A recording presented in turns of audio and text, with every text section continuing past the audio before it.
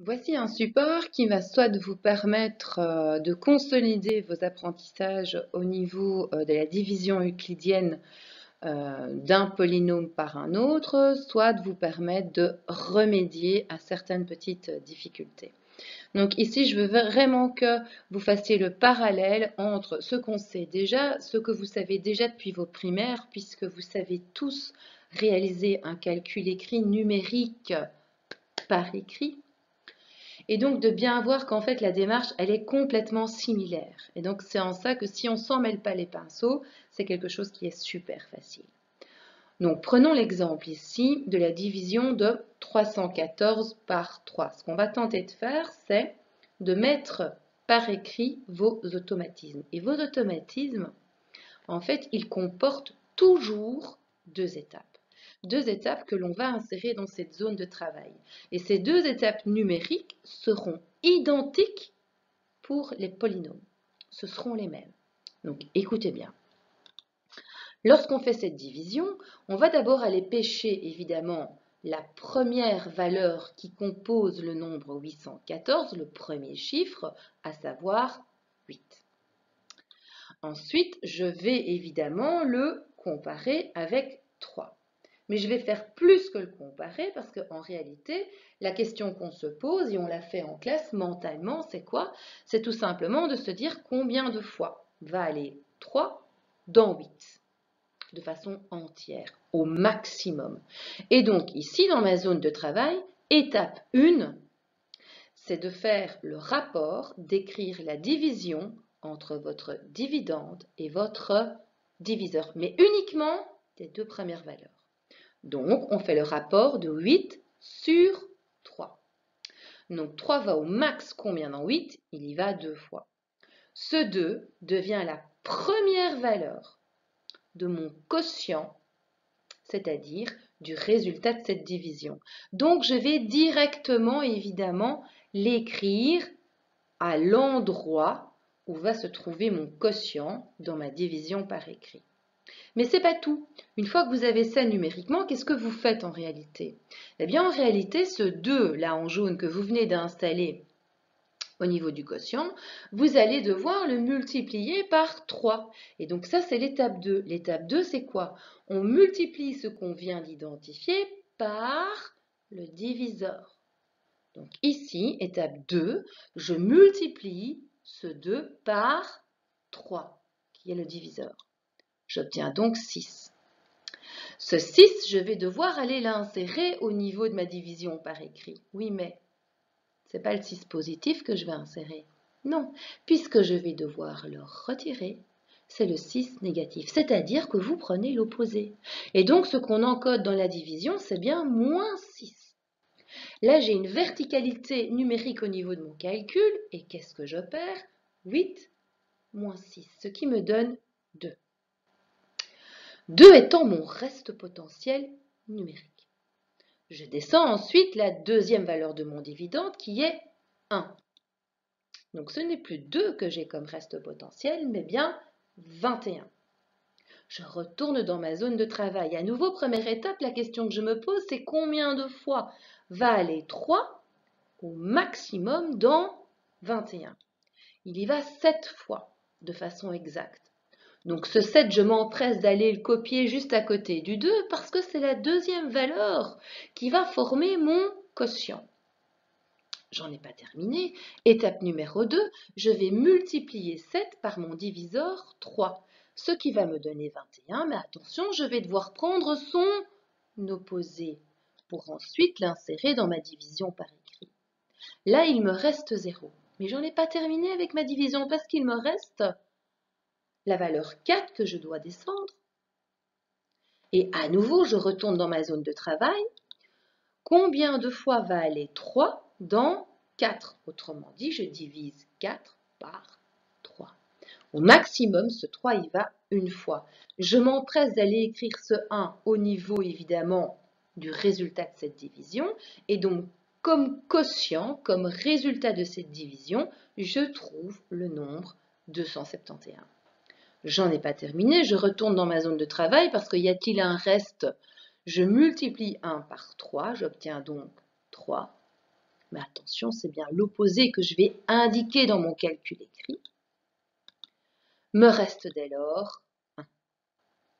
Et donc, ça n'était pas tout. Ça n'était pas tout parce qu'au niveau de vos primaires, on vous demandait souvent de prouver que votre résultat était la bonne réponse. Donc, prouvons que 271 est bien le résultat, le quotient de la division de 814 par 3.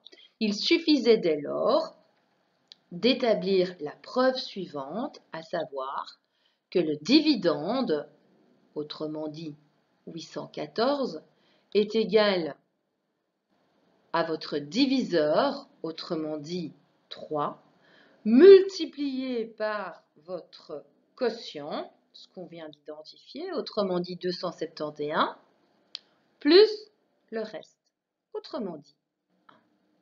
Et donc, on va voir que, évidemment, au niveau des polynômes, il va se passer la même chose, si ce n'est que le dividende sera composé d'une expression littérale, à savoir d'un polynôme, et que le diviseur sera également composé d'une expression littérale de degré inférieur, à savoir un autre polynôme.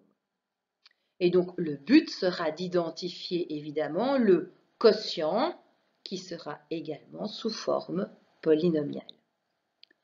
Donc, ici comme exemple, j'ai pris 3x³ moins 8x² plus 7x moins 2 divisé par le diviseur x moins 3. Avec un exemple, ça va être beaucoup plus concret. Donc, détermine Q de x. Donc, Q de x, c'est le nom pour quotient. Et comme le quotient est un polynôme qui va manipuler la lettre x, petite parenthèse, avec le x à l'intérieur. Donc, Q pour quotient.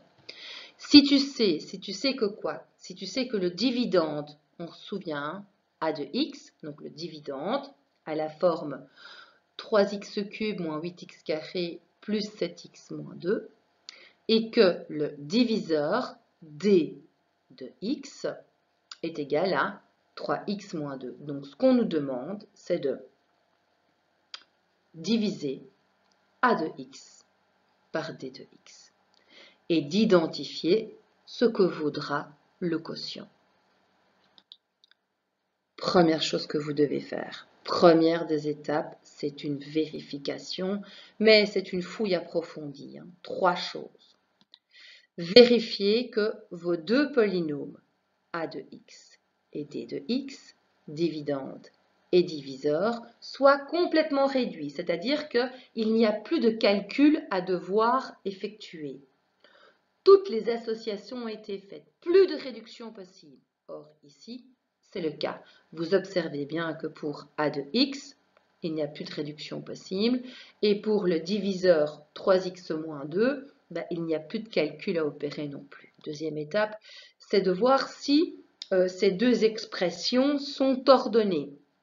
Donc, c'est-à-dire, on classe chacun des monômes fonction de l'exposant de la variable en démarrant toujours par l'exposant le plus puissant. Et puis, on les classe par ordre décroissant d'exposants. Or, à nouveau, c'est le cas ici. On observe bien que pour a de x, on a démarré avec le degré 3 et s'ensuivent par ordre décroissant les autres degrés. Pareil pour le diviseur. Enfin, vous devez absolument avoir deux expressions littérales, deux polynômes qui soient complets. Or, là, j'ai été sympa, c'est le cas ici. Pour le dividende, on a commencé au degré 3, s'ensuit le degré 2, degré 1, degré 0, monôme constant, monôme de degré 0, terme indépendant. Je suis dans le degré 3, je suis un polynôme complet, j'ai donc bien 4 termes, c'est le cas ici. Alors si j'observe maintenant le diviseur, d de x, j'observe que d de x est du degré 1, il comprend 2 termes, donc il est également complet. Checking opérationnel, je peux passer à la phase 2. La phase 2, c'est la plus importante parce que vous devez être hyper organisé. deux zones. Une zone dans laquelle vous allez évidemment réaliser votre division par écrite, et c'est bien là où se trouve votre procédé.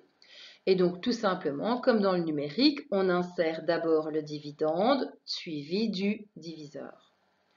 Une autre zone qui va vous servir de zone de travail, comme dans la division par écrite de nos fameux deux nombres à la dia passée, où là, dans un premier temps, on va d'abord cibler les premiers termes qui composent dividende et diviseur, à savoir ici 3x³ et 3x. On va opérer ensuite la première étape de la zone de travail qui n'est rien d'autre que d'opérer la division de ces deux monômes que vous venez de cibler. Et donc ici, qu'est-ce qu'on va faire? La division de 3x³ sur 3x. Combien de fois va 3x dans 3x³? C'est la même démarche. Or ici, il y va x² fois. Donc ce x², c'est le premier terme qui compose mon quotient. C'est lui qui annonce la couleur du degré de votre quotient. C'est-à-dire qu'ici, le résultat de cette division sera de degré 2. Alors vous vous en doutez, ce qui va suivre, c'est le degré 1 et c'est le degré 0. Ensuite, qu'est-ce qu'on faisait en étape 2? Il fallait multiplier la valeur trouvée par qui? Par le diviseur. Par le diviseur. Oui, mais quand c'est un nombre, c'est un seul nombre. Ici, ce n'est pas une seule valeur. Ici, c'est carrément toute une expression littérale. Donc, ce x² va être multiplié par, parenthèse, 3x moins 2. Dès lors, on a une simple distributivité, ce qui nous donne 3x³ moins 2x². Oui, mais c'est pas ça qu'on va aller encoder dans notre calcul écrit. C'est bien l'opposé de toute cette expression. Dès lors, on n'encode pas 3x³ moins 2x², mais bien moins 3x³ plus 2x². Ce qui est génial, c'est que le degré 3 se neutralise et que donc cette verticalité me permet d'opérer l'association de moins 8x² avec 2x², ce qui me donne 6x². Je continue ma division. Je vais aller pêcher le plus 7x maintenant, je le descends. J'ai donc un reste potentiel, moins 6x² plus 7x. Ce reste potentiel est bien de degré supérieur à mon diviseur. Oui, c'est le degré 2, mon diviseur est du degré 1.